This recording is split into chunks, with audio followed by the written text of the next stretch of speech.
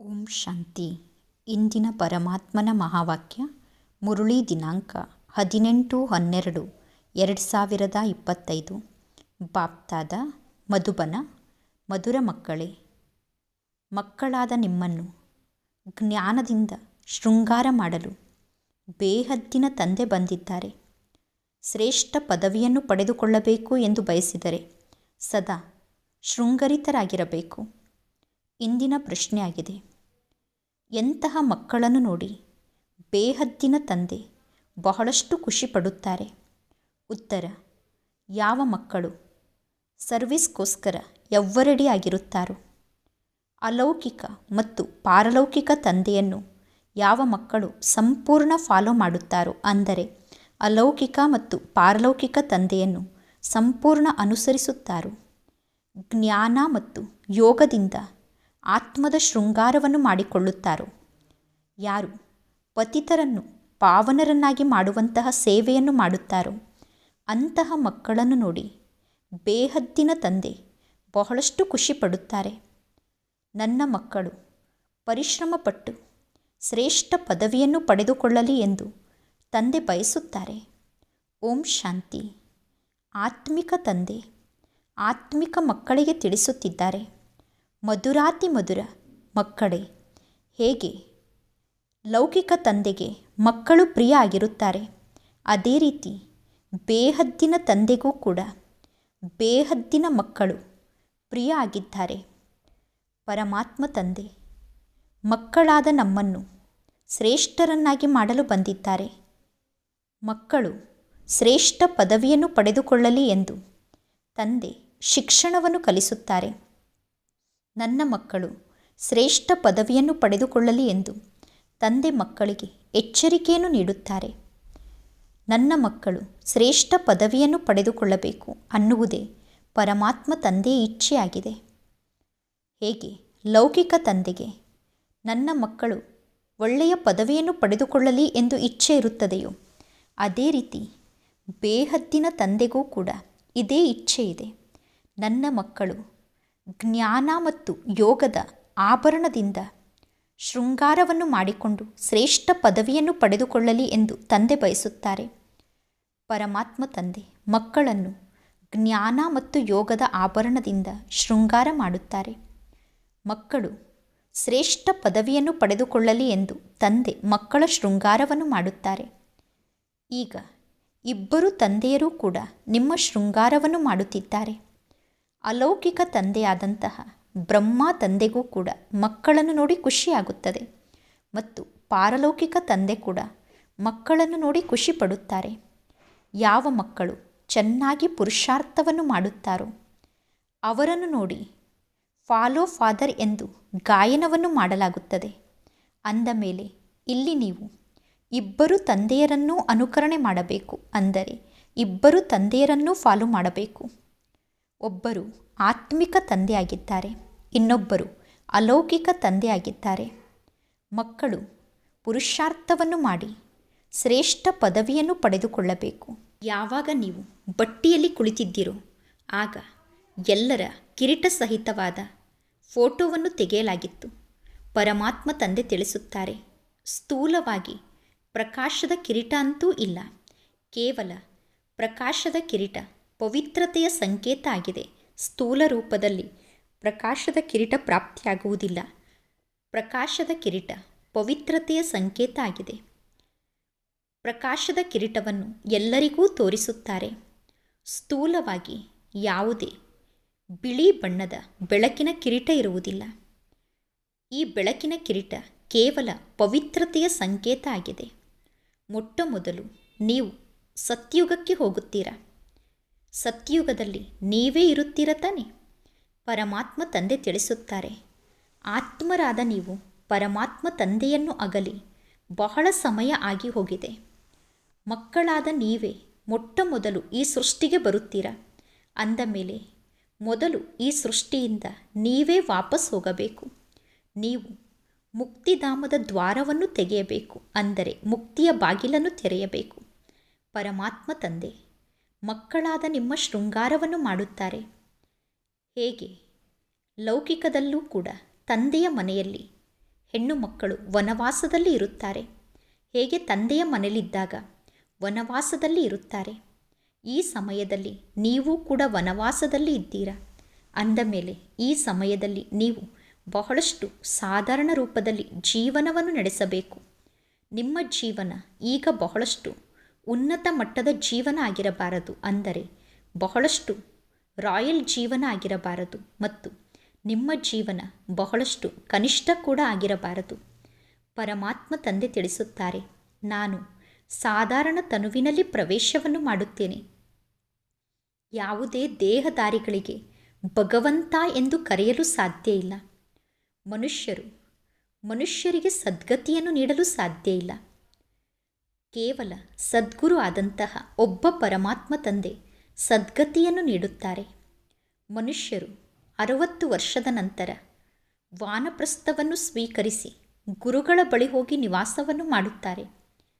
ಈ ಪದ್ಧತಿ ಈ ಸಮಯದ ಪದ್ಧತಿಯಾಗಿದೆ. ಈ ಪದ್ಧತಿ ಪುನಃ ಭಕ್ತಿ ಮಾರ್ಗದಲ್ಲಿ ನಡೆಯುತ್ತದೆ. ವರ್ತಮಾನ ಸಮಯದಲ್ಲಿ ಚಿಕ್ಕ ಮಕ್ಕಳನ್ನೂ ಕೂಡ ಗುರುಗಳ ಬಳಿ ಕರೆದುಕೊಂಡು ಹೋಗಿ ಅವರನ್ನೂ ಗುರುವನ್ನಾಗಿ ಮಾಡಿಬಿಡುತ್ತಾರೆ. ಬಲೆ ಆ ಸಣ್ಣ ಮಕ್ಕಳು ವಾನಪ್ರಸ್ಥ ಸ್ಥಿತಿಯನ್ನು ತಲುಪಿಲ್ಲ. ಆದರೆ ಇದ್ದಕ್ಕಿದ್ದಂತೆ ಅಚಾನಕ್ಕಾಗಿ ಸಾವು ಬಂದೇ ಬಿಡುತ್ತದೆ ಅಲ್ಲವೇ? ಇದ್ದಕ್ಕಿದ್ದಂತೆ ಅಕಸ್ಮಾತಾಗಿ ಸಾವು ಬರುವ ಕಾರಣ ಸಣ್ಣ ಮಕ್ಕಳಿಗೂ ಕೂಡ ದೀಕ್ಷೆಯನ್ನು ಕೊಡಿಸಿ ಅವರನ್ನು ಗುರುವನ್ನಾಗಿ ಮಾಡಿಬಿಡುತ್ತಾರೆ. ಹೇಗೆ ತಂದೆ ನಮ್ಮೆಲ್ಲರಿಗೂ ತಿಳಿಸುತ್ತಾರೆ, ನೀವೆಲ್ಲರೂ ಆತ್ಮ ಆಗಿದ್ದೀರಾ. ಎಲ್ಲ ಆತ್ಮರಿಗೂ ತಂದೆಯ ಮೂಲಕ ಆಸ್ತಿಯನ್ನು ಪಡೆದುಕೊಳ್ಳುವ ಅಧಿಕಾರ ಇದೆ. ಗುರು ಇಲ್ಲದೆ ನೆಲೆಯಿಲ್ಲ ಎಂದು ಹೇಳುತ್ತಾರೆ. ಅಂದರೆ ಗುರುಗಳ ಬಳಿ ಹೋಗದೆ ನೀವು ಬ್ರಹ್ಮತತ್ವದಲ್ಲಿ ಲೀನ ಆಗಲು ಸಾಧ್ಯ ಇಲ್ಲ ಎಂದು ಅವರು ಹೇಳುತ್ತಾರೆ. ಆದರೆ ಮಕ್ಕಳಾದ ನೀವು ಬ್ರಹ್ಮಾಂಡದಲ್ಲಿ ಲೀನ ಆಗುವುದಿಲ್ಲ. ಬ್ರಹ್ಮಾಂಡದಲ್ಲಿ ಲೀನ ಆಗುತ್ತಾರೆ ಎಂದು ಹೇಳುವುದು ಭಕ್ತಿ ಮಾರ್ಗದ ಶಬ್ದ ಆಗಿದೆ. ಆತ್ಮ ಬಿಂದು ರೂಪದಲ್ಲಿ ಇದೆ. ಪರಮಾತ್ಮ ತಂದೆ ಕೂಡ ಬಿಂದು ಆಗಿದ್ದಾರೆ. ಬಿಂದು ಆದಂತಹ ಪರಮಾತ್ಮ ತಂದೆ ಜ್ಞಾನದ ಸಾಗರ ಆಗಿದ್ದಾರೆ. ಬಿಂದು ರೂಪದಲ್ಲಿರುವ ಪರಮಾತ್ಮ ತಂದೆಗೆ ಜ್ಞಾನದ ಸಾಗರ ಎಂದು ಕರೆಯಲಾಗುತ್ತದೆ. ನೀವು ಕೂಡ ಬಹಳ ಸಣ್ಣದಾದಂತಹ ಜ್ಯೋತಿ ರೂಪದಲ್ಲಿರುವ ಆತ್ಮ ಆಗಿದ್ದೀರಾ. ನೀವು ಬಹಳ ಸಣ್ಣ ಆತ್ಮ ಆಗಿದ್ದೀರಾ. ಇಷ್ಟು ಸಣ್ಣ ಆತ್ಮದಲ್ಲಿ ಸಂಪೂರ್ಣ ಜ್ಞಾನ ಸಮಾವೇಶ ಆಗಿದೆ. ನೀವೀಗ ಸಂಪೂರ್ಣ ಜ್ಞಾನವನ್ನು ಪಡೆದುಕೊಳ್ಳುತ್ತೀರಾ. ನೀವೀಗ ಪಾಸ್ ವಿತ್ ಆನರ್ ಆಗುತ್ತೀರಾ ತಾನೆ. ಶಿವತಂದೆಯ ದೊಡ್ಡ ಲಿಂಗರೂಪವನ್ನು ನಿರ್ಮಾಣ ಮಾಡುತ್ತಾರೆ. ಶಿವತಂದೆಯ ದೊಡ್ಡ ಲಿಂಗದ ರೂಪವನ್ನು ನಿರ್ಮಾಣ ಮಾಡಿದ್ದಾರೆ. ಆತ್ಮ ಎಷ್ಟು ದೊಡ್ಡ ರೂಪದಲ್ಲಿ ಇರುತ್ತದೆ, ಆತ್ಮ ಎಷ್ಟು ಸಣ್ಣ ರೂಪದಲ್ಲಿ ಇದೆಯೋ ಪರಮಾತ್ಮ ತಂದೆ ಕೂಡ ಅಷ್ಟೇ ಸಣ್ಣ ರೂಪದಲ್ಲಿ ಇದ್ದಾರೆ. ಆತ್ಮ ಪರಮಧಾಮದಿಂದ ಬಂದು ಪಾತ್ರವನ್ನು ಅಭಿನಯ ಮಾಡುತ್ತದೆ. ಪಾತ್ರವನ್ನು ಅಭಿನಯ ಮಾಡುವುದಕ್ಕೋಸ್ಕರ ಆತ್ಮ ಪರಮಧಾಮದಿಂದ ಬರುತ್ತದೆ. ಪರಮಾತ್ಮ ತಂದೆ ತಿಳಿಸುತ್ತಾರೆ, ನಾನು ಕೂಡ ಪರಮಧಾಮದಿಂದ ಈ ಸೃಷ್ಟಿಗೆ ಬರುತ್ತೇನೆ. ಆದರೆ ಪರಮಾತ್ಮ ತಂದೆಯಾದ ನನಗೆ ನನ್ನದೇ ಆದ ಶರೀರ ಇಲ್ಲ. ನಾನು ರೂಪ ಆಗಿದ್ದೇನೆ ಮತ್ತು ನಾನು ಬಸಂತ್ ಆಗಿದ್ದೇನೆ. ಅಂದರೆ ಪರಮಾತ್ಮ ತಂದೆ ಜ್ಞಾನಿ ಮತ್ತು ಯೋಗಿಯಾಗಿದ್ದಾರೆ. ಪರಮಾತ್ಮನ ರೂಪ ಸಂಪೂರ್ಣ ಜ್ಯೋತಿ ರೂಪ ಆಗಿದೆ. ಪರಮಾತ್ಮ ತಂದೆ ನೋಡಲು ಆತ್ಮದ ರೂಪದಲ್ಲೇ ಇದ್ದಾರೆ. ಆದರೆ ಪರಮಾತ್ಮ ತಂದೆಯಲ್ಲಿ ಸಂಪೂರ್ಣ ಜ್ಞಾನ ಇದೆ. ಪರಮಾತ್ಮ ತಂದೆ ಜ್ಞಾನದ ಮಳೆಯನ್ನು ಸುರಿಸುತ್ತಾರೆ. ಆದ್ದರಿಂದ ಈ ಜ್ಞಾನದ ಮಳೆಯಲ್ಲಿ ನೆಂದು ಎಲ್ಲ ಆತ್ಮರು ಪಾಪಾತ್ಮರಿಂದ ಪುಣ್ಯಾತ್ಮರಾಗುತ್ತಾರೆ. ತಂದೆ ಜ್ಞಾನದ ಮಳೆಯನ್ನು ಸುರಿಸುವ ಕಾರಣ ನಾವೆಲ್ಲರೂ ಜ್ಞಾನದ ಮಳೆಯ ಮೂಲಕ ಪಾಪಾತ್ಮರಿಂದ ಪುಣ್ಯಾತ್ಮರಾಗುತ್ತೇವೆ. ಪರಮಾತ್ಮ ತಂದೆ ಗತಿ ಮತ್ತು ಸದ್ಗತಿ ಎರಡನ್ನೂ ನೀಡುತ್ತಾರೆ. ಅಂದರೆ ಮುಕ್ತಿ ಮತ್ತು ಜೀವನ್ಮುಕ್ತಿಯನ್ನು ನೀಡುತ್ತಾರೆ. ನೀವು ಸದ್ಗತಿಗೆ ಹೋಗುತ್ತೀರಾ, ಅಂದರೆ ಜೀವನ್ಮುಕ್ತಿಗೆ ಹೋಗುತ್ತೀರಾ. ಉಳಿದ ಎಲ್ಲ ಆತ್ಮರು ಗತಿಯನ್ನು ಪ್ರಾಪ್ತಿ ಮಾಡಿಕೊಳ್ಳುತ್ತಾರೆ, ಅಂದರೆ ತಮ್ಮ ಮನೆಗೆ ಹೋಗುತ್ತಾರೆ. ಆ ನಮ್ಮ ಮನೆ ಮಧುರವಾದ ಮನೆ ಆಗಿದೆ. ಆತ್ಮ ಕಿವಿಗಳ ಮೂಲಕ ಕೇಳಿಸಿಕೊಳ್ಳುತ್ತದೆ. ಪರಮಾತ್ಮ ತಂದೆ ಈಗ ತಿಳಿಸುತ್ತಾರೆ, ಮಧುರಾತಿ ಮಧುರ ಅಗಲಿ ಹೋಗಿ ಮರಳಿ ಸಿಕ್ಕಿರುವ ಮಕ್ಕಳೇ ಎಂದು. ಮಧುರಾತಿ ಮಧುರ ಅಗಲಿ ಹೋಗಿ ಮರಳಿ ಸಿಕ್ಕಿರುವ ಮಕ್ಕಳಾದ ನೀವು ಈಗ ವಾಪಸ್ ಮನೆಗೆ ಹೋಗಬೇಕಾಗಿದೆ. ನಿಮ್ಮೆಲ್ಲರನ್ನು ವಾಪಸ್ ಮನೆಗೆ ಕರೆದುಕೊಂಡು ಹೋಗಲು ನಾನು ಬಂದಿದ್ದೇನೆ ಎಂದು ತಂದೆ ತಿಳಿಸುತ್ತಾರೆ. ಶಿವನ ಮೆರವಣಿಗೆ ಎಂದು ಹೇಳುತ್ತಾರೆ. ಶಿವನ ಮೆರವಣಿಗೆಯಲ್ಲಿ ಆತ್ಮರೇ ಇರುತ್ತಾರೆ. ಆತ್ಮರ ಮೆರವಣಿಗೆಗೆ ಶಿವನ ಮೆರವಣಿಗೆ ಎಂದು ಕರೆಯಲಾಗುತ್ತದೆ. ಶಿವ ತಂದೆ ಈಗ ಶಿವಾಲಯವನ್ನು ಸ್ಥಾಪನೆ ಮಾಡುತ್ತಾರೆ. ಪುನಃ ರಾವಣ ಬಂದು ವೈಶ್ಯಾಲಯವನ್ನು ಸ್ಥಾಪನೆ ಮಾಡುತ್ತಾನೆ. ವಾಮ ಮಾರ್ಗಕ್ಕೆ ವೈಶ್ಯಾಲಯ ಎಂದು ಕರೆಯಲಾಗುತ್ತದೆ. ಪರಮಾತ್ಮ ತಂದೆಯ ಬಳಿ ಇಂತಹ ಅನೇಕ ಜನ ಮಕ್ಕಳಿದ್ದಾರೆ. ಆ ಮಕ್ಕಳು ವಿವಾಹವನ್ನು ಮಾಡಿಕೊಂಡು ಪವಿತ್ರರಾಗಿದ್ದಾರೆ. ಪತಿ ಪತ್ನಿ ಒಟ್ಟಿಗೆ ಇದ್ದು ಪವಿತ್ರರಾಗಿರಲು ಸಾಧ್ಯ ಇಲ್ಲ ಎಂದು ಸನ್ಯಾಸಿಗಳು ಹೇಳುತ್ತಾರೆ. ಆದರೆ ಇಲ್ಲಿ ಪರಮಾತ್ಮ ತಂದೆ ಮಕ್ಕಳಿಗೆ ತಿಳಿಸುತ್ತಾರೆ, ಇಲ್ಲಿ ನಿಮಗೆ ಬಹಳಷ್ಟು ಸಂಪಾದನೆ ಪ್ರಾಪ್ತಿಯಾಗುತ್ತಿದೆ. ಪವಿತ್ರರಾಗುವುದರಿಂದ 21 ಜನ್ಮದ ರಾಜ್ಯಧಾನಿ ಪ್ರಾಪ್ತಿಯಾಗುತ್ತದೆ. ಅಂದ ಮೇಲೆ ಈ ಒಂದು ಜನ್ಮದಲ್ಲಿ ಪವಿತ್ರರಾಗಿರುವುದೇನು ದೊಡ್ಡ ಮಾತಲ್ಲ. ಪರಮಾತ್ಮ ತಂದೆ ತಿಳಿಸುತ್ತಾರೆ, ನೀವು ಕಾಮಚಿತೆಯ ಮೇಲೆ ಕುಳಿತು ಕಪ್ಪಾಗಿ ಬಿಟ್ಟಿದ್ದೀರಾ. ಶ್ರೀಕೃಷ್ಣನಿಗೆ ಶ್ಯಾಮ ಸುಂದರ ಎಂದು ಹೇಳುತ್ತಾರೆ. ಈಗ ನಿಮಗೆ ತಿಳುವಳಿಕೆ ಬಂದಿದೆ. ಈ ಜ್ಞಾನದ ತಿಳುವಳಿಕೆ ಈ ಸಮಯದಲ್ಲಿ ನಮಗೆ ಗೊತ್ತಾಗುತ್ತದೆ. ಅಂದರೆ ಈ ಸಮಯದಲ್ಲಿ ಜ್ಞಾನದ ತಿಳುವಳಿಕೆ ಪ್ರಾಪ್ತಿಯಾಗುತ್ತದೆ. ಕಾಮಚಿತೆಯನ್ನು ಏರಿ ಕಪ್ಪಾದಂತಹ ನಾವು ಪುನಃ ಜ್ಞಾನಚಿತೆಯ ಮೇಲೆ ಕುಳಿತು ಸುಂದರರಾಗುತ್ತೇವೆ. ಈ ಬ್ರಹ್ಮ ತಂದೆ ಕಾಮಚಿತೆಯ ಮೇಲೆ ಕುಳಿತು ಕಪ್ಪಾಗಿದ್ದರು. ಈ ಬ್ರಹ್ಮ ತಂದೆಗೆ ಹಳ್ಳಿಯ ಹುಡುಗ ಎಂದು ಕರೆಯುತ್ತಾರೆ. ಅವಶ್ಯವಾಗಿ ಮೊದಲು ಈ ಬ್ರಹ್ಮ ತಂದೆ ಸುಂದರರಾಗಿದ್ದರು. ಶ್ರೀಕೃಷ್ಣನಿಗೆ ಗೊಲ್ಲರ ಬಾಲಕ ಎಂದು ಕರೆಯಲು ಸಾಧ್ಯ ಇಲ್ಲ. ಶ್ರೀಕೃಷ್ಣನಿಗೆ ಆಕಳನ್ನು ಕಾಯುವಂತಹ ಬಾಲಕ ಎಂದು ಕರೆಯಲು ಸಾಧ್ಯ ಇಲ್ಲ. ಶ್ರೀಕೃಷ್ಣನ ಬಹಳ ಜನ್ಮದ ಅಂತಿಮ ಜನ್ಮದಲ್ಲಿ ಅವರ ತನುವಿನಲ್ಲಿ ಪರಮಾತ್ಮ ತಂದೆ ಪ್ರವೇಶವನ್ನು ಮಾಡಿ ಅವರನ್ನೇ ಸುಂದರರನ್ನಾಗಿ ಮಾಡುತ್ತಾರೆ. ನೀವೀಗ ಒಬ್ಬ ತಂದೆಯನ್ನು ನೆನಪು ಮಾಡಬೇಕು. ಬಾಬಾ, ನೀವು ಎಷ್ಟೊಂದು ಮಧುರರಾಗಿದ್ದೀರಾ. ಬಾಬಾ, ನೀವು ನಮಗೆ ಎಷ್ಟೊಂದು ಮಧುರವಾದ ಆಸ್ತಿಯನ್ನು ನೀಡುತ್ತೀರಾ. ಬಾಬಾ, ಮನುಷ್ಯರಿಂದ ನಮ್ಮನ್ನು ದೇವತೆಯನ್ನಾಗಿ ಮಾಡಿ ನೀವು ನಮ್ಮನ್ನು ಮಂದಿರಕ್ಕೆ ಯೋಗ್ಯರನ್ನಾಗಿ ಮಾಡುತ್ತೀರಾ. ಈ ರೀತಿ ನಿಮ್ಮ ಜೊತೆಗೆ ನೀವೇ ಮಾತನಾಡಿಕೊಳ್ಳಬೇಕು. ನೀವೀಗ ಬಾಯಿಂದ ಏನನ್ನೂ ಹೇಳಬಾರದು. ಭಕ್ತಿ ಮಾರ್ಗದಲ್ಲಿ ಪ್ರಿಯತಮ ಆದಂತಹ ಆ ಒಬ್ಬ ಪರಮಾತ್ಮ ತಂದೆಯನ್ನು ನೀವು ಎಷ್ಟೊಂದು ನೆನಪು ಮಾಡುತ್ತಾ ಬಂದಿದ್ದೀರಾ. ಈಗ ನೀವು ಸತ್ತು ಹೋಗಿದ್ದೀರಾ. ಬಾಬಾ, ನೀವು ಎಷ್ಟೊಂದು ಮಧುರರಾಗಿದ್ದೀರಾ. ಬಾಬಾ, ನೀವು ಎಲ್ಲರಿಗಿಂತ ಅತೀ ಮಧುರರಾಗಿದ್ದೀರಾ.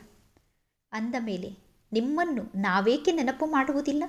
ನಾವು ಅವಶ್ಯವಾಗಿ ನಿಮ್ಮನ್ನು ನೆನಪು ಮಾಡುತ್ತೇವೆ ಎಂದು ತಂದೆಗೆ ಹೇಳಬೇಕು. ಪರಮಾತ್ಮ ತಂದೆಯಾದ ನಿಮಗೆ ಪ್ರೇಮದ ಸಾಗರ, ಶಾಂತಿಯ ಸಾಗರ ಎಂದು ಕರೆಯುತ್ತಾರೆ. ನೀವೇ ಬಂದು ನಮಗೆ ಆಸ್ತಿಯನ್ನು ನೀಡುತ್ತೀರಾ. ಇನ್ನು ಪ್ರೇರಣೆಯಿಂದ ಏನೂ ಪ್ರಾಪ್ತಿ ಸಿಗುವುದಿಲ್ಲ. ಪರಮಾತ್ಮ ತಂದೆ ಸಮ್ಮುಖದಲ್ಲಿ ಬಂದು ಮಕ್ಕಳಾದ ನಿಮಗೆ ಶಿಕ್ಷಣವನ್ನು ಕಲಿಸುತ್ತಾರೆ. ಇದು ಪಾಠಶಾಲೆಯಾಗಿದೆ. ಪರಮಾತ್ಮ ತಂದೆ ತಿಳಿಸುತ್ತಾರೆ, ನಾನು ನಿಮ್ಮನ್ನು ರಾಜರಿಗೆ ರಾಜರನ್ನಾಗಿ ಮಾಡುತ್ತೇನೆ. ಇದು ರಾಜಯೋಗ ಆಗಿದೆ. ಈಗ ನಿಮಗೆ ಮೂಲವತನ, ಸೂಕ್ಷ್ಮವತನ, ಸ್ಥೂಲವತನದ ಬಗ್ಗೆ ಗೊತ್ತಿದೆ. ಇಷ್ಟು ಸಣ್ಣ ಆತ್ಮ ಹೇಗೆ ಪಾತ್ರವನ್ನು ಅಭಿನಯ ಮಾಡುತ್ತದೆ? ಇದು ಮಾಡಲ್ಪಟ್ಟಂತಹ ನಾಟಕ ಆಗಿದೆ. ಈ ನಾಟಕಕ್ಕೆ ಅನಾದಿ ನಾಟಕ, ಅವಿನಾಶಿ ನಾಟಕ ಎಂದು ಕರೆಯಲಾಗುತ್ತದೆ. ಈ ನಾಟಕ ಚಕ್ರ ತಿರುಗುತ್ತಿರುತ್ತದೆ. ನಾಟಕ ಚಕ್ರ ತಿರುಗುತ್ತದೆ ಅನ್ನುವ ಮಾತಿನಲ್ಲಿ ಸಂಶಯದ ಮಾತೇ ಇಲ್ಲ. ನಾಟಕ ಚಕ್ರ ತಿರುಗುವುದರಲ್ಲಿ ಸಂಶಯದ ಯಾವ ಮಾತೂ ಇಲ್ಲ. ಪರಮಾತ್ಮ ತಂದೆ ಸೃಷ್ಟಿಯ ಆದಿ ಮಧ್ಯ ಅಂತ್ಯದ ರಹಸ್ಯವನ್ನು ನಮಗೆ ತಿಳಿಸುತ್ತಾರೆ. ನೀವೀಗ ಸ್ವದರ್ಶನ ಚಕ್ರಧಾರಿಗಳಾಗಿದ್ದೀರಾ. ನಿಮ್ಮ ಬುದ್ಧಿಯಲ್ಲಿ ಸಂಪೂರ್ಣ ಚಕ್ರ ತಿರುಗುತ್ತಿರುತ್ತದೆ. ಈ ಚಕ್ರವನ್ನು ತಿರುಗಿಸಿದಾಗ ನಿಮ್ಮ ಪಾಪ ನಾಶ ಆಗುತ್ತದೆ. ಈ ಸೃಷ್ಟಿ ಚಕ್ರವನ್ನು ತಿರುಗಿಸುವುದರಿಂದ ಈ ಚಕ್ರದ ಮೂಲಕ ನಿಮ್ಮ ಪಾಪ ಕಟ್ಟಾಗುತ್ತದೆ. ಇನ್ನು ಶ್ರೀಕೃಷ್ಣ ಸ್ವದರ್ಶನ ಚಕ್ರವನ್ನು ತಿರುಗಿಸಿ ಹಿಂಸೆಯನ್ನು ಮಾಡುವುದಿಲ್ಲ. ಸತ್ಯುಗದಲ್ಲಿ ಹಿಂಸೆಯ ಮಾತೇ ಇರುವುದಿಲ್ಲ. ಸತ್ಯುಗದಲ್ಲಿ ಕಾಮವಿಕಾರಕ್ಕೂ ಕೂಡ ವಶ ಆಗುವುದಿಲ್ಲ. ದೇವತೆಗಳು ಡಬ್ಬಲ್ ಅಹಿಂಸಕರಾಗಿರುತ್ತಾರೆ. ಈ ಸಮಯದಲ್ಲಿ ಪಂಚವಿಕಾರದ ಜೊತೆಗೆ ನೀವು ಯುದ್ಧವನ್ನು ಮಾಡುತ್ತಿದ್ದೀರಾ. ಪಂಚವಿಕಾರವನ್ನು ಬಿಟ್ಟು ಬೇರೆ ಯಾರ ಜೊತೆಗೂ ನೀವು ಯುದ್ಧವನ್ನು ಮಾಡುವುದಿಲ್ಲ. ಇಲ್ಲಿ ಬೇರೆ ಯಾವ ಯುದ್ಧದ ಮಾತೂ ಇಲ್ಲ. ನೀವೀಗ ಸರ್ವಶ್ರೇಷ್ಠರಾಗುತ್ತೀರಾ. ನಂತರ ನೀವು ಸರ್ವಶ್ರೇಷ್ಠ ಆಸ್ತಿಯನ್ನು ಪಡೆದುಕೊಳ್ಳುತ್ತೀರಾ. ಈ ಲಕ್ಷ್ಮೀನಾರಾಯಣರು ಸರ್ವಶ್ರೇಷ್ಠರಾಗಿದ್ದಾರೆ. ನೀವೀಗ ಸರ್ವಶ್ರೇಷ್ಠರಾಗುವುದಕ್ಕೋಸ್ಕರ ಪುರುಷಾರ್ಥವನ್ನು ಮಾಡುತ್ತಿದ್ದೀರಾ. ನೀವು ಎಷ್ಟು ಜಾಸ್ತಿ ಪುರುಷಾರ್ಥವನ್ನು ಮಾಡುತ್ತೀರೋ ಅಷ್ಟು ಶ್ರೇಷ್ಠ ಪದವಿಯನ್ನು ಪಡೆದುಕೊಳ್ಳುತ್ತೀರಾ. ಪ್ರತಿ ಕಲ್ಪದಲ್ಲೂ ಇದೇ ಶಿಕ್ಷಣವನ್ನು ನೀವು ಕಲಿಯುತ್ತೀರಾ. ಈಗ ಬಹಳ ಚೆನ್ನಾಗಿ ಪುರುಷಾರ್ಥವನ್ನು ಮಾಡಿದರೆ ಪ್ರತಿ ಕಲ್ಪದಲ್ಲೂ ನಿಮ್ಮ ಪುರುಷಾರ್ಥ ಚೆನ್ನಾಗಿರುತ್ತದೆ. ಲೌಕಿಕ ಶಿಕ್ಷಣವನ್ನು ಕಲಿಯುವುದರಿಂದ ಇಷ್ಟು ದೊಡ್ಡ ಪದವಿ ಸಿಗಲು ಸಾಧ್ಯ ಇಲ್ಲ. ಆತ್ಮಿಕ ಶಿಕ್ಷಣದ ಮೂಲಕ ನಿಮಗೆ ಶ್ರೇಷ್ಠ ಪದವಿ ಸಿಗುತ್ತದೆ. ಸರ್ವಶ್ರೇಷ್ಠರು ಈ ಲಕ್ಷ್ಮೀನಾರಾಯಣರಾಗಿದ್ದಾರೆ. ಈ ಲಕ್ಷ್ಮೀನಾರಾಯಣರು ಕೂಡ ಮನುಷ್ಯರೇ ಆಗಿದ್ದಾರೆ. ಆದರೆ ಇವರು ದೈವಿ ಗುಣವನ್ನು ಧಾರಣೆ ಮಾಡಿಕೊಂಡಿದ್ದಾರೆ. ಆದ್ದರಿಂದ ಲಕ್ಷ್ಮೀನಾರಾಯಣರಿಗೆ ದೇವತೆಗಳು ಎಂದು ಕರೆಯಲಾಗುತ್ತದೆ. ಇನ್ನು 8 ಭುಜ 10 ಭುಜ ಇರುವಂತಹ ಯಾವ ವ್ಯಕ್ತಿಯೂ ಇರಲು ಸಾಧ್ಯ ಇಲ್ಲ. ಭಕ್ತಿಯಲ್ಲಿ ದರ್ಶನದ ಪ್ರಾಪ್ತಿಯಾದಾಗ ಬಹಳಷ್ಟು ಅಳುತ್ತಾರೆ. ಅಂದರೆ ಭಕ್ತಿಯಲ್ಲಿ ದೇವತಾ ಸ್ವರೂಪದ ದರ್ಶನ ಆದಾಗ ಬಹಳಷ್ಟು ಅಳುತ್ತಾರೆ. ದುಃಖಕ್ಕೆ ವಶ ಆಗಿ ಬಹಳಷ್ಟು ಕಣ್ಣೀರನ್ನು ಸುರಿಸುತ್ತಾರೆ. ಇಲ್ಲಿ ನಿಮಗೆ ಪರಮಾತ್ಮ ತಂದೆ ತಿಳಿಸುತ್ತಾರೆ, ಇಲ್ಲಿ ನೀವು ಅತ್ತರೆ ನೀವು ಫೇಲಾಗಿ ಬಿಡುತ್ತೀರಾ. ಇಲ್ಲಿ ನಿಮ್ಮ ಕಣ್ಣಲ್ಲಿ ನೀರು ಬಂದರೆ ನೀವು ಫೇಲಾದಂತೆ. ನಿಮ್ಮ ತಾಯಿ ಸತ್ತರೂ ಕೂಡ ನೀವು ಜ್ಞಾನದ ಹಲ್ವಾ ತಿನ್ನಬೇಕು. ನಿಮ್ಮ ತಾಯಿ ಸತ್ತರೂ ಕೂಡ ಹಲ್ವಾ ತಿಂದಷ್ಟು ಖುಷಿಯಲ್ಲಿ ನೀವಿರಬೇಕು. ಇತ್ತೀಚೆಗೆ ಬಾಂಬೆಯಲ್ಲಿ ಯಾರಾದರೂ ರೋಗಿಗಳಾದರೆ ಅಥವಾ ಯಾರಾದರೂ ಸತ್ತರೆ ಅವರಿಗೆ ಶಾಂತಿಯನ್ನು ಕೊಡಿ ಎಂದು ಬ್ರಹ್ಮ ಕುಮಾರಿಯರನ್ನು ಕರೆಸುತ್ತಿದ್ದಾರೆ. ನೀವು ಹೋಗಿ ಎಲ್ಲರಿಗೂ ತಿಳಿಸುತ್ತೀರಾ, ಆತ್ಮ ಒಂದು ಶರೀರವನ್ನು ಬಿಟ್ಟು ಇನ್ನೊಂದು ಶರೀರವನ್ನು ಧಾರಣೆ ಮಾಡಿಕೊಳ್ಳುತ್ತದೆ. ಆತ್ಮ ಒಂದು ಶರೀರವನ್ನು ತ್ಯಾಗ ಮಾಡಿ ಇನ್ನೊಂದು ಶರೀರವನ್ನು ಧಾರಣೆ ಮಾಡಿಕೊಂಡಿದೆ ಅಂದ ಮೇಲೆ ನಿಮಗೆ ಏನು ಲಾಸ್ ಆಗಿದೆ? ಅಳುವುದರಿಂದ ಏನು ಲಾಭ ಆಗುತ್ತದೆ ಎಂದು ನೀವು ಕೇಳಿದರೆ ಆಗ ಅವರು ಹೇಳುತ್ತಾರೆ, ಇವರನ್ನು ಕಾಲ ಕಬಳಿಸಿಬಿಟ್ಟಿತು ಎಂದು, ಅಂದರೆ ಸಾವು ಇವರನ್ನು ನುಂಗಿಬಿಟ್ಟಿತು ಎಂದು. ಆದರೆ ಸತ್ಯುಗದಲ್ಲಿ ಇಂತಹ ಯಾವ ಮಾತು ಇರುವುದಿಲ್ಲ. ಸತ್ಯುಗದಲ್ಲಿ ಆತ್ಮ ತನ್ನಷ್ಟಕ್ಕೆ ತಾನೇ ಒಂದು ಶರೀರವನ್ನು ತ್ಯಾಗ ಮಾಡಿ ತನ್ನ ಸಮಯಕ್ಕೆ ಸರಿಯಾಗಿ ಇನ್ನೊಂದು ಶರೀರವನ್ನು ಧಾರಣೆ ಮಾಡಿಕೊಳ್ಳುತ್ತದೆ. ಸತ್ಯುಗದಲ್ಲಿ ಆತ್ಮ ಸಮಯಕ್ಕೆ ಸರಿಯಾಗಿ ಶರೀರವನ್ನು ತ್ಯಾಗ ಮಾಡಿ ಹೋಗುತ್ತದೆ. ಇನ್ನು ಸತ್ಯುಗದಲ್ಲಿ ಮೃತ್ಯು ಅನ್ನುವ ಮಾತೇ ಇರುವುದಿಲ್ಲ. ಸತ್ಯುಗದಲ್ಲಿ ಗರ್ಭಮಹಲ್ ಇರುತ್ತದೆ. ಸತ್ಯುಗದಲ್ಲಿ ಶಿಕ್ಷೆಯ ಮಾತೇ ಇಲ್ಲ. ಇಲ್ಲಿ ನೀವು ವಿಕರ್ಮವನ್ನು ಮಾಡುತ್ತೀರಾ. ಸತ್ಯುಗದಲ್ಲಿ ನಿಮ್ಮ ಕರ್ಮ ಅಕರ್ಮ ಆಗಿರುತ್ತದೆ. ಸತ್ಯುಗದಲ್ಲಿ ನಿಮ್ಮ ಕರ್ಮ ವಿಕರ್ಮ ಆಗಲು ಅಲ್ಲಿ ಮಾಯೆ ಇರುವುದಿಲ್ಲ. ನೀವು ವಿಕರ್ಮಾಜೀತರಾಗಿರುತ್ತೀರಾ. ಮೊಟ್ಟ ಮೊದಲು ವಿಕರ್ಮಾಜೀತ ಸಂವತ್ಸರ ನಡೆಯುತ್ತದೆ. ನಂತರ ಭಕ್ತಿ ಮಾರ್ಗದಲ್ಲಿ ರಾಜ ವಿಕ್ರಮನ ಸಂವತ್ಸರ ಆರಂಭ ಆಗುತ್ತದೆ. ಇಲ್ಲಿಯವರೆಗೂ ನೀವು ಎಷ್ಟೆಲ್ಲ ವಿಕರ್ಮವನ್ನು ಮಾಡಿದ್ದೀರಾ. ಈಗ ವಿಕರ್ಮದ ಮೇಲೆ ನೀವು ವಿಜಯವನ್ನು ಪ್ರಾಪ್ತಿ ಮಾಡಿಕೊಂಡಾಗ ನಿಮಗೆ ವಿಕರ್ಮಾಜೀತರು ಎಂದು ಹೆಸರನ್ನು ಇಡಲಾಗುತ್ತದೆ. ನಂತರ ದ್ವಾಪರ ಯುಗದಲ್ಲಿ ವಿಕ್ರಮ ರಾಜ ಆಗಿಬಿಡುತ್ತೀರಾ. ಅಂದರೆ ವಿಕರ್ಮವನ್ನು ಮಾಡುವ ರಾಜರಾಗುತ್ತೀರಾ. ವಿಕರ್ಮಿಗಳಾಗಿ ಬಿಡುತ್ತೀರಾ. ಸೂಜಿಗೆ ಒಂದು ವೇಳೆ ತುಕ್ಕು ಹಿಡಿದರೆ ಅಯಸ್ಕಾಂತ ಸೂಜಿಯನ್ನು ಆಕರ್ಷಣೆ ಮಾಡುವುದಿಲ್ಲ. ಎಷ್ಟು ಪಾಪದ ತುಕ್ಕು ನಾಶ ಆಗುತ್ತಾ ಹೋಗುತ್ತದೆಯೋ ಅಷ್ಟು ಅಯಸ್ಕಾಂತ ಸೂಜಿಯನ್ನು ಆಕರ್ಷಣೆ ಮಾಡುತ್ತದೆ. ಅದೇ ರೀತಿ ಇಲ್ಲಿ ಪರಮಾತ್ಮ ತಂದೆ ಸಂಪೂರ್ಣ ಪವಿತ್ರರಾಗಿದ್ದಾರೆ. ತಂದೆ ಯೋಗದ ಶಕ್ತಿಯ ಮೂಲಕ ನಿಮ್ಮನ್ನು ಪವಿತ್ರರನ್ನಾಗಿ ಮಾಡುತ್ತಾರೆ. ಹೇಗೆ ಲೌಕಿಕ ತಂದೆ ಮಕ್ಕಳನ್ನು ನೋಡಿ ಖುಷಿ ಪಡುತ್ತಾರೆ, ಅದೇ ರೀತಿ ಬೇಹದ್ದಿನ ತಂದೆ ಕೂಡ ಮಕ್ಕಳ ಸೇವೆಯನ್ನು ನೋಡಿ ಬಹಳಷ್ಟು ಖುಷಿ ಪಡುತ್ತಾರೆ. ಮಕ್ಕಳು ಬಹಳಷ್ಟು ಪರಿಶ್ರಮವನ್ನು ಪಡುತ್ತಿದ್ದೀರಾ. ಸೇವೆಗೋಸ್ಕರ ಮಕ್ಕಳು ಸದಾ ಎವ್ವರೆಡಿ ಆಗಿರಬೇಕು. ಈಗ ಮಕ್ಕಳಾದ ನೀವು ಪತಿತರನ್ನು ಪಾವನರನ್ನಾಗಿ ಮಾಡುವಂತಹ ಈಶ್ವರಿಯ ಮಿಷನ್ನ ಆತ್ಮರಾಗಿದ್ದೀರಾ. ನೀವೀಗ ಈಶ್ವರನಿಗೆ ಸಂತಾನರಾಗಿದ್ದೀರಾ. ಪರಮಾತ್ಮ ತಂದೆ ಬೇಹದ್ದಿನ ತಂದೆ ಆಗಿದ್ದಾರೆ. ಇನ್ನು ನಾವೆಲ್ಲರೂ ಪರಸ್ಪರ ಸೋದರ ಸೋದರಿಯರಾಗಿದ್ದೇವೆ. ಇಲ್ಲಿ ನಮ್ಮ ಮಧ್ಯದಲ್ಲಿ ಬೇರೆ ಯಾವ ಸಂಬಂಧವೂ ಇಲ್ಲ. ಮುಕ್ತಿಧಾಮದಲ್ಲಿ ಪರಮಾತ್ಮ ತಂದೆ ಮತ್ತು ಸೋದರ ಸೋದರಿ ಆತ್ಮರಾದ ನಾವು ನಿವಾಸವನ್ನು ಮಾಡುತ್ತೇವೆ. ಮುಕ್ತಿಧಾಮದಲ್ಲಿ ಪರಮಾತ್ಮ ತಂದೆ ಇರುತ್ತಾರೆ ಮತ್ತು ಸೋದರ ಆತ್ಮರಾದ ನಾವಿರುತ್ತೇವೆ. ನಂತರ ನೀವು ಸತ್ಯುಗಕ್ಕೆ ಹೋದಾಗ ಸತ್ಯುಗದಲ್ಲಿ ಒಬ್ಬ ಗಂಡು ಮಗ ಮತ್ತು ಒಬ್ಬ ಹೆಣ್ಣು ಮಗಳು ಮಾತ್ರ ನಿಮಗೆ ಇರುತ್ತಾರೆ. ಈ ಕಲಿಯುಗದಲ್ಲಿ ನೋಡಿ, ಸಂಬಂಧಗಳು ಎಷ್ಟೊಂದು ಜಾಸ್ತಿ ಇದೆ. ಚಿಕ್ಕಪ್ಪ, ದೊಡ್ಡಪ್ಪ, ಮಾವ ಮುಂತಾದ ಸಂಬಂಧ ಕಲಿಯುಗದಲ್ಲಿ ಇದೆ. ಮೂಲವತನ ಮಧುರ ಮನೆಯಾಗಿದೆ, ಮುಕ್ತಿಧಾಮ ಆಗಿದೆ. ಮನುಷ್ಯರು ಮುಕ್ತಿಧಾಮಕ್ಕೆ ಹೋಗುವುದಕ್ಕೋಸ್ಕರ ಎಷ್ಟೊಂದು ಯಜ್ಞವನ್ನು ರಚನೆ ಮಾಡುತ್ತಾರೆ, ತಪಸ್ಸನ್ನು ಮಾಡುತ್ತಾರೆ. ಆದರೆ ಯಾರೂ ವಾಪಸ್ ಮನೆಗೆ ಹೋಗಲು ಸಾಧ್ಯ ಇಲ್ಲ. ಜಗತ್ತಿನ ಜನ ವಾಪಸ್ ಮನೆಗೆ ಹೋಗುತ್ತೇವೆ ಎಂದು ಸುಳ್ಳನ್ನು ಹೇಳುತ್ತಾರೆ. ಸರ್ವರ ಸದ್ಗತಿದಾತ ಒಬ್ಬ ಪರಮಾತ್ಮ ತಂದೆಯಾಗಿದ್ದಾರೆ.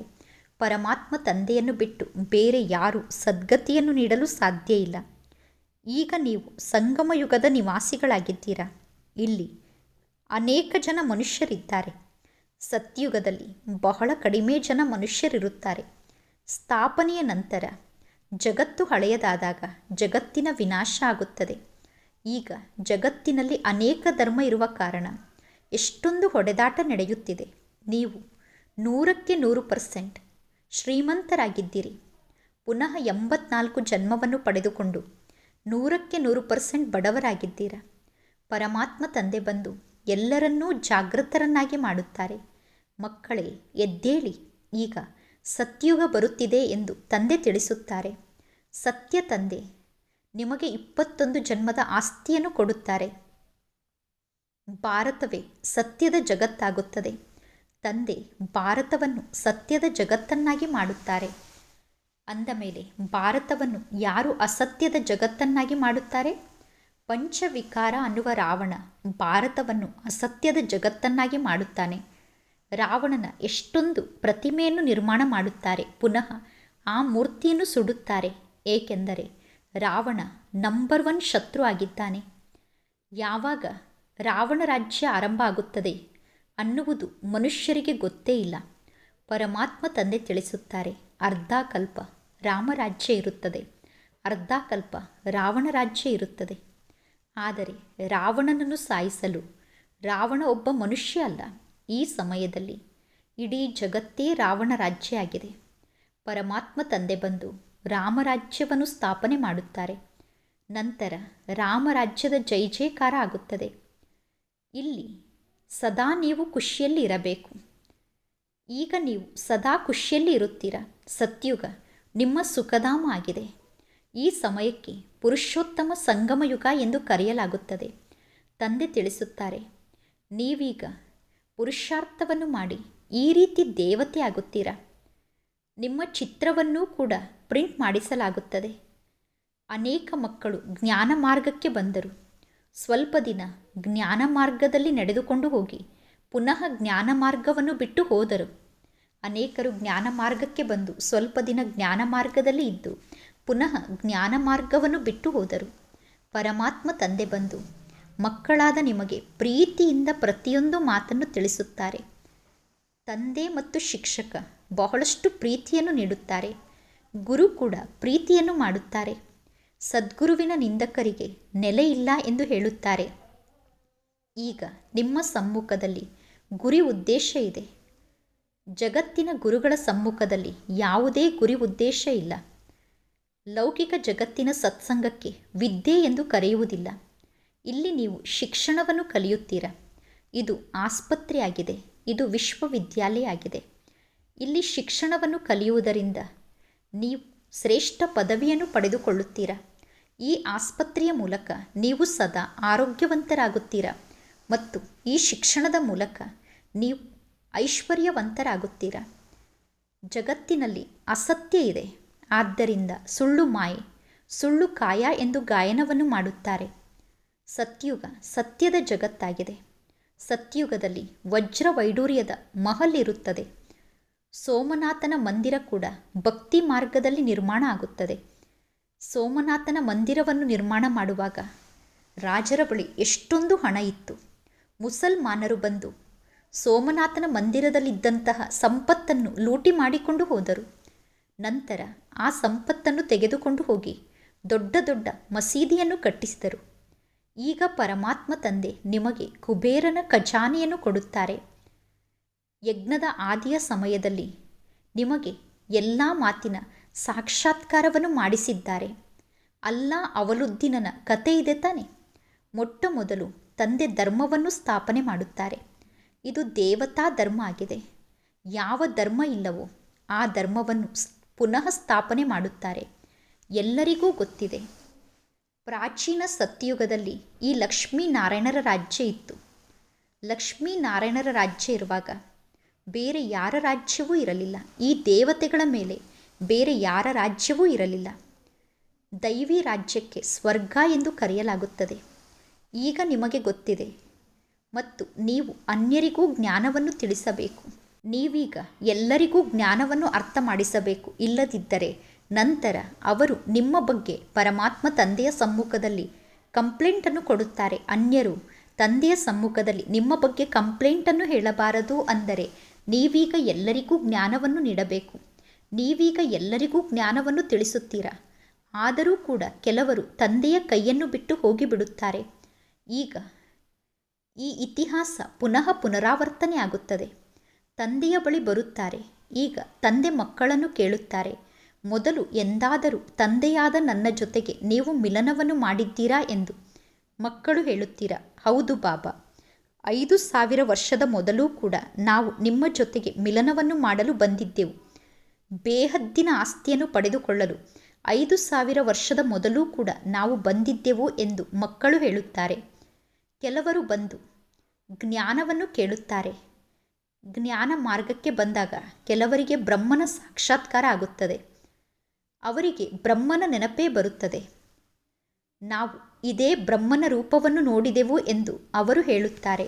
ಕೆಲವರಿಗೆ ಜ್ಞಾನ ಮಾರ್ಗಕ್ಕೆ ಬರುವುದಕ್ಕಿಂತ ಮೊದಲೇ ಬ್ರಹ್ಮನ ಸಾಕ್ಷಾತ್ಕಾರ ಆಗಿರುತ್ತದೆ. ಇಲ್ಲಿಗೆ ಬಂದು ಬ್ರಹ್ಮನ ಫೋಟೋವನ್ನು ನೋಡಿದ ತಕ್ಷಣ ಅವರಿಗೆ ಬ್ರಹ್ಮ ತಂದೆಯ ನೆನಪು ಬರುತ್ತದೆ. ನಾವು ಈ ರೂಪವನ್ನು ಮೊದಲೇ ನೋಡಿದ್ದೇವೆ ಎಂದು ಅವರು ಹೇಳುತ್ತಾರೆ. ತಂದೆ ಕೂಡ ಮಕ್ಕಳನ್ನು ನೋಡಿ ಖುಷಿ ಪಡುತ್ತಾರೆ. ಅವಿನಾಶಿ ಜ್ಞಾನರತ್ನದಿಂದ ತಂದೆ ನಿಮ್ಮ ಜೋಳಿಗೆಯನ್ನು ತುಂಬುತ್ತಿದ್ದಾರೆ.